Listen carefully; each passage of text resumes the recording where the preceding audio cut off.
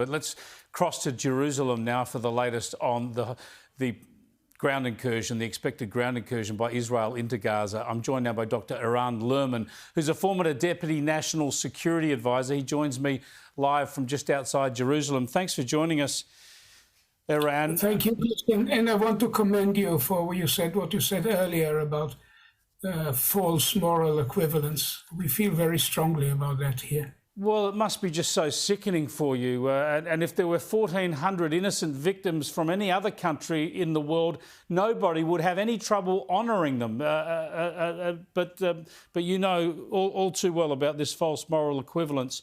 Can I ask you, Doctor, whether there is any word or any expectation on when Israel's ground incursion into Gaza is likely to happen?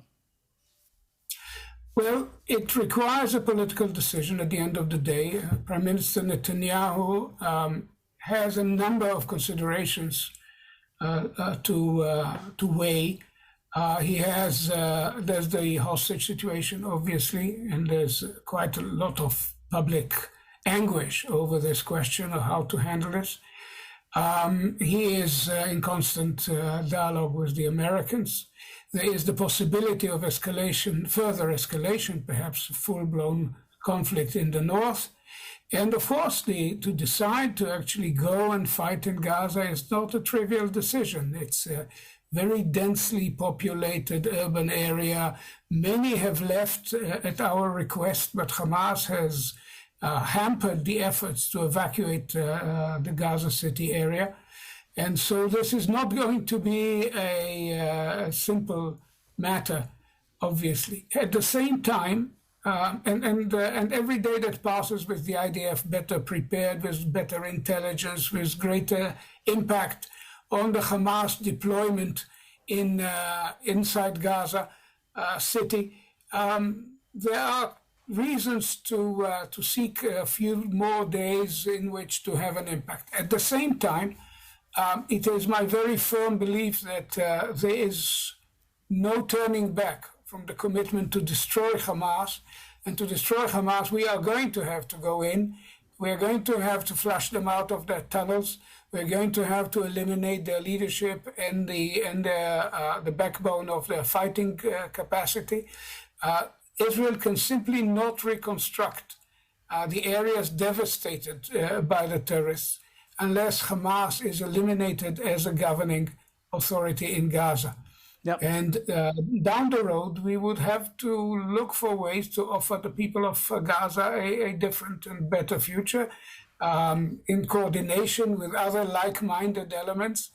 I doubt very much if the UN is the appropriate place to go to, but we would have to work out a workable plan. Of course, that's happened before, and it's tragic that we're back in this situation again. Now, Israel's given plenty of notice for Palestinians in Gaza to head south to safety, where some are hoping to get across, if they have dual citizenship, get across into Egypt and off to other countries. But how many civilians are being kept in the danger zone?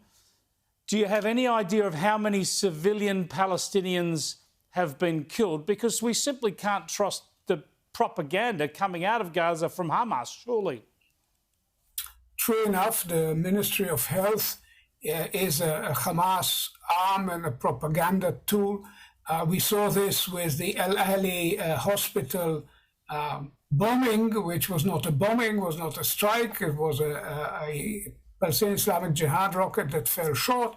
The numbers were immediately exaggerated by the factor of 10, causing shock and awe and anger across the Arab world and beyond, but it was all a lie. Now, there's no way at this stage to tell exactly what the numbers are.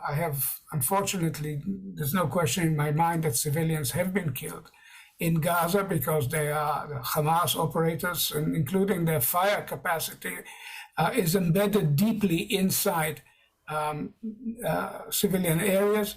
Their command posts, their positions, their operational rooms, the residence of their commanders are all intertwined with the civilian population. This is why Israel has made it urgent for Hamas, for non-Hamas, for uninvolved Palestinians to make their way south.